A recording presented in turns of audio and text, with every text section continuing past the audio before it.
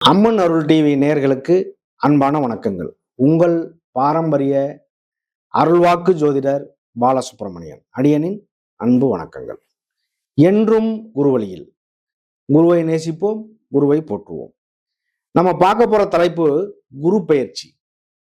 பொதுவாகவே குரு பெயர்ச்சி அப்படின்னாலே எல்லாருக்குமே ஒரு மன மகிழ்ச்சி இருக்கும், சந்தோஷம் இருக்கும். ஏன் அப்படின்னா குருவினுடைய அனுக்கிரகம் அந்த மாதிரி. குரு பார்த்தால் கோடி நன்மை. அப்ப குருவாகப்பட்டவர் ஒரு சுப கிரகம் அப்படிங்கிறதுனால அந்த ஒரு சந்தோஷம் எல்லாருக்குமே இருக்கும். குருவாகப்பட்டவர் மிதுன ராசியில இருந்து கடக ராசிக்கு பெயர்ச்சி செய்கிறார். அதாவது வாக்கிய பிரகாரம் அப்படிங்கிறது பாத்தீங்க அப்படின்னா 12 வைகாசி மாசம் 12ஆம் தேதி 26/5/2026 பெயர்ச்சி ஆகிறார் மிதுன ராசியில இருந்து கடக ராசிக்கு. அதே இது திருக்கணித பிரகாரம் பாத்தீங்க அப்படின்னா 2/6/2026 திங்கட்கிழமை மிதுன ராசி புனர்பூசம் நட்சத்திரம் 3ஆம் பாதத்துல இருந்து புனர்பூச நட்சத்திரம் 4ஆம் பாதமான கடகராசிக்கு பெயர்ச்சி ஆகிறார். அதாவது வைகாசி மாதம் 18ஆம் தேதி, தமிழுக்கு பாத்தீங்க அப்படின்னா வைகாசி மாதம் 18ஆம் தேதி பயிற்சி ஆகிறார். அவர் மிதுன ராசியில இருந்து பெயர்ச்சி ஆகி கடகராசியில உச்சம் பெறார். ஒரு கிரகம் நல்ல நிலை, அதாவது ஒரு கிரகம் ஆட்சி பலம் பெறுது அப்படின்னா அது 100% பவர். அதே கிரகம் உச்சம் பெறுது அப்படின்னா 200 மடங்கு பலனை தரக்கூடிய ஒரு விஷயம் உண்டு. ஆனா குருவாகப்பட்டவர் இருக்கக்கூடிய இடத்துல இருந்து 5ஆம் பார்வை, 7ஆம் பார்வை, 9ஆம் பார்வை 3 பார்வையினுடைய வேலையாகவும் ஒவ்வொரு கிரகத்துக்கும் இருக்கக்கூடிய இடம், இப்ப 5ஆம் இடமா வரும், 9ஆம் இடமா வரும், 11ஆம் இடமா வரும். இப்ப கன்னி ராசிக்கு பாத்தீங்க அப்படின்னா 11ஆம் இடத்துல அவரு உச்சம் பெற போறார். அப்ப ஒவ்வொரு ராசிக்கும் பாத்தீங்க அப்படின்னா ஒவ்வொரு வகையான பலனை கொடுத்துருவார். அப்ப குரு பார்த்தால் கோடி நன்மை. இதைத்தான் நம்ம சொல்றோம். குருவாகப்பட்டவர் அவருடைய சொந்த நட்சத்திரமான புனர்பூச நட்சத்திரம் 4ஆம் மாதத்துல பெயர்ச்சியாகி உச்சம் பெறார். 1 வருட காலம் அவருடைய பயண காலம். 2026 6ஆவது மாசத்துல இருந்து 2ஆம் தேதியில இருந்து 2027 6ஆவது மாசம் வரைக்குமே அவரு அங்கேதான் இருக்க போறாரு. அதுலயும் பாத்தீங்க அப்படின்னா ஐப்பசி மாதம் 14ஆம் தேதி 31/10/2026 சனிக்கிழமை பகல் 12 மணிக்கு அதாவது அது உதயாதி நாளிகை 14:33 பாத்தீங்கன்னா அதிசார பயிற்சியா அதே கடகராசியில இருந்து அதிசார பயிற்சியா சிம்ம ராசிக்கு பயிற்சி ஆகிறார். தை மாசம் 10ஆம் தேதி 24 அதே மாசத்துல பாத்தீங்க அப்படின்னா 24/1/2027 ஞாயிற்றுக்கிழமை இரவு 1:32 பாத்தீங்க அப்படின்னா அதே இது சிம்ம ராசியில இருந்து வக்ரமாகி திருப்பி கடக ராசிக்கு போறார்.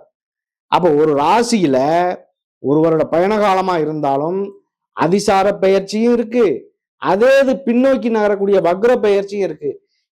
இதுல குருவாகப்பட்டவர் இந்த நிலையில இருக்கும்போது ஒவ்வொரு ராசிக்கும் என்ன பலனை கொடுக்க போறார் அப்படிங்கிறத நம்ம ஒவ்வொரு ராசிக்கும் தனித்தனியா பார்த்துருவோம். அன்பார்ந்த மீன ராசி அன்பர்களே, மீன ராசி இன்னைக்கு பாத்தீங்க அப்படின்னா 7.5 சனியினுடைய தாக்கத்துல 100% சனியினுடைய தாக்கத்துல ஜென்ம சனியா ஓடிக்கிட்டு இருக்கீங்க. இந்த ஜென்மச்சனி 100% சனியினுடைய தாக்கம் இருக்கும். விரயச்சனி அப்படிங்கிறது பாத்தீங்க அப்படின்னா 50% இருக்கும். பாத சனி அப்படிங்கிறது 25% இருக்கும். இது ஒரு இயல்பான விஷயம். உங்களுடைய ராசிநாதன் குரு பகவான், உங்களுடைய 10ஆம் இடமான தொழில் ஸ்தானத்து அதிபதியும் குரு பகவான். அவர் 4ஆம் இடமான சுகஸ்தானத்துல இருந்து 5ஆம் இடமான பூர்வ புண்ணிய ஸ்தானத்துக்கு பயிற்சி ஆகிறார். பூர்வ புண்ணிய ஸ்தானத்துக்கு பயிற்சி ஆகுறது அப்படிங்கிறதே பாத்தீங்க அப்படின்னா ஒரு பெரிய விஷயம். உங்களுடைய பூர்வீகத்துல ஒரு சிலர் குடியிருப்பாங்க, பூர்வீகத்தை விட்டு மாத்தி ஒரு சிலர் இருப்பாங்க, பூர்வீக தொழில ஒரு சிலர் பண்ணுவாங்க, புதுசா ஒரு சிலர் தொழில் பண்ணுவாங்க. இப்படி ஒவ்வொருத்தருக்கும் ஒவ்வொரு வகையான கொடுப்பனைகள் இருக்கும். இந்த குருவுடைய ராசிக்காரர்கள் மீன ராசிக்காரர்கள் பாத்தீங்க அப்படின்னா எல்லாத்தையும் அந்த குடும்பத்தினுடைய தொழில் சம்பந்தமா எல்லாத்தையும் போட்டு தனக்குள்ள இழுத்து வழி நடத்தி கொஞ்சம் கொஞ்சமா நகர்த்தி கொண்டு போகக்கூடிய நபர்களா இருப்பாங்க இந்த மீனராசிக்காரர்கள். அப்படிப்பட்ட மீனராசிக்கு 5ஆம் இடத்துல போய் வந்து பாத்தீங்க அப்படின்னா உச்சம் பெறக்கூடிய இந்த குரு உங்களுடைய 9ஆம் இடமான பாக்கியஸ்தானத்தை பாக்குறாரு 5ஆம் பார்வையா. 9ஆம் இடமான பாக்கியஸ்தானம்னா விருச்சக ராசியை பாக்குறாரு, 5ஆம் பார்வையா பாக்குறாரு. உங்களுடைய 11ஆம் இடமான லாபஸ்தானத்தையும் பாக்குறாரு, மகர ராசிய. உங்களுடைய ராசியவும் பாக்குறாரு. குரு பார்த்தால் கோடி நன்மைங்க. இந்த ராசியில இதுவரைக்கும் பட்ட கஷ்டத்துக்கு ஜென்மச்சனியாவே இருந்திருந்தாலும் கிட்டத்தட்ட 1 வருடத்துக்கு மேல ஆகியும் உங்களுடைய சூழ்நிலை வந்து பாத்தீங்க அப்படின்னா ஒரு தடுமாறி ஒரு மன வேதனைகள், கஷ்டங்கள், பண விரயங்கள் இதெல்லாம் ஆனவங்க நிறைய இருப்பீங்க. அப்படிப்பட்ட ஒரு நபர்களுக்கும் ஒரு வாழ்க்கையை ஒரு நல்லதாக புரட்டி போடக்கூடிய ஒரு காலமும் வருதுன்னு அர்த்தம். அவ்வளவுதான். இதை நம்ம சுருக்கமா சொல்லணும்னா இந்த ராசியை பொறுத்தளவுக்கு 5ஆம் இடத்துல இருந்து 9ஆம் இடமான பார்க்கும்போது பாக்கியஸ்தானம்ங்கிறது 9ஆம் இடம். பாக்கியம் அப்படின்னா நீ கொடுத்து வச்சவன் அப்படின்னு சொல்றோம்ல, கொடுத்து வச்சவனுக்கு தான் பாக்கியஸ்தானம்னு சொல்றது. உழைப்பே இல்லாம ஒரு வருமானம் வருது அப்படின்னா அதுதான் அந்த ஒரு விஷயமே. அப்பா வழி சொத்தா இருக்கட்டும், அப்பா வழியில கிடைக்கக்கூடிய பணமா இருக்கட்டும், ஒரு சிலருக்கு பங்கு பாவகங்கள்லாம் பிரிப்பாங்க, அந்த மாதிரி விஷயங்களா இருக்கட்டும், இது எல்லாமே இது வரைக்கும் கிடைச்ச ஒரு கெட்ட பேருக்கு ஒரு நல்ல விஷயம் நடக்குது அப்படின்னா இந்த குரு பயிற்சி. பொதுவா இந்த சனி பயிற்சி வந்து உங்களுக்கு வந்துச்சு, ஜென்மச்சனிங்கிறது வந்துச்சு. ஆகா சனி பயிற்சி வருது, என்ன நடக்குமோ ஏது நடக்குமோங்கிற ஒரு பயம், தன்னை அறியாத ஒரு உள் உணர்வு பயம் வந்து மனசுக்குள்ள வந்துடும். அது எல்லாருக்குமே வரும். அப்படி வந்த ஒரு விஷயத்தை விட இப்ப இந்த குரு பெயர்ச்சின்னு வர்றது ஒரு மன திருப்தியா இருக்கும். ஏதோ ஒரு வகையில் நமக்கு நல்லது நடக்கும் அப்படிங்கிற ஒரு மனசு திருப்தி இருக்கும். ரெண்டுக்குமே நம்ம மனசுதான் வித்தியாசமா தவிர குருவாகப்பட்டவர் அள்ளி கொடுத்துருவாருன்னு சொல்ல முடியாது, சனி பகவான் நம்மளை ஃபுல்லா கெடுத்து விடுவாருன்னு சொல்ல முடியாது. அவரவருடைய விதி ஜாதகத்தை முதல்ல பாருங்க, பார்த்து அதுல யாருக்கு நல்லது இருக்கு கெட்டது இருக்கோ அதுதான் வாழ்க்கையில முன்னேற்றம், ஏற்றத்தாழ்வு. அப்ப இந்த குருவாகப்பட்டவருடைய பார்வை ஒருவருக்கு வந்து ஜாதகத்துல வந்து குரு பகவான் ஆரம்ப காலகட்டத்திலேயே பிறப்புலேயே ஜனன ஜாதகத்திலேயே குருவினுடைய அனுக்கிரகமோ குருவினுடைய நட்சத்திரத்திலேயோ சாரத்திலேயோ இல்ல அவருடைய பார்வையிலேயோ இருக்க வாய்ப்பு இல்லைன்னு வச்சுக்கோங்க. இந்த மாதிரி வளர்க்கக்கூடிய குரு பயிற்சி கண்டிப்பாக அவருக்கு நல்லதை செய்யும், வாய்ப்பு உண்டு. நடக்கக்கூடிய தசாபுத்தி ஒத்துழைப்பு இருந்தால் கண்டிப்பாக இந்த வருஷத்துல ஒரு நல்ல மாற்றம் உண்டாகும்.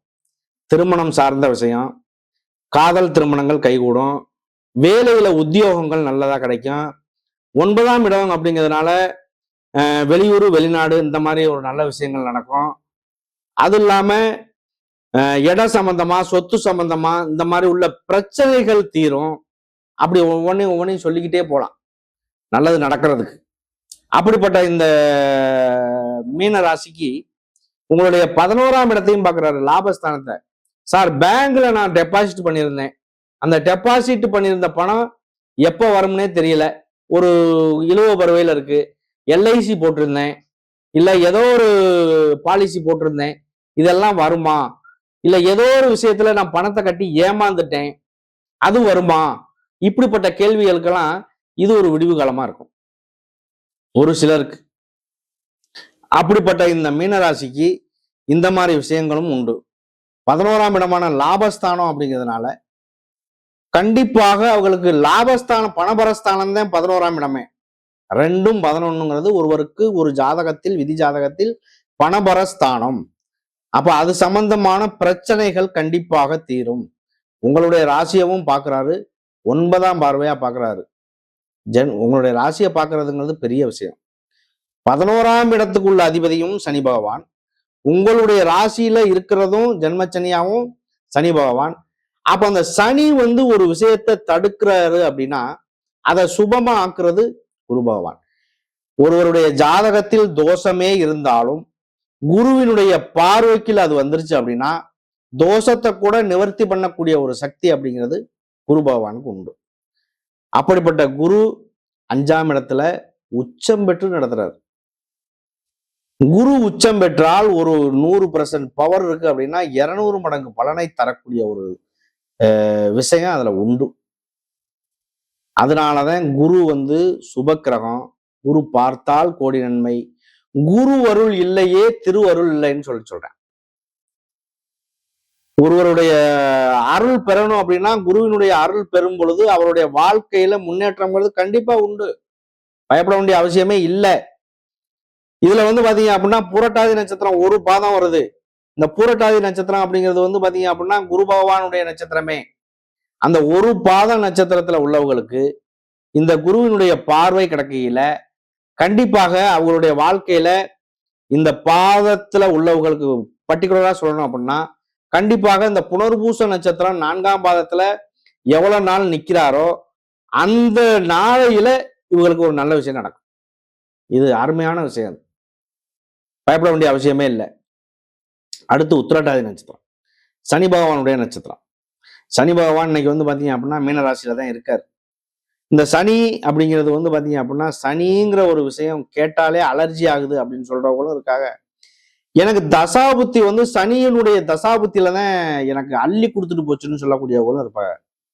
அப்ப அது அவங்களுடைய விதியினுடைய அமைவை பொறுத்து, அது நம்ம உள்ள போக வேண்டாம். அப்ப இந்த பூரட்டாதி நட்சத்திரத்துக்குமே பாத்தீங்க அப்படின்னா இது ஒரு பொன்னான காலம்னு தான் சொல்றதுக்கு வாய்ப்பு உண்டு.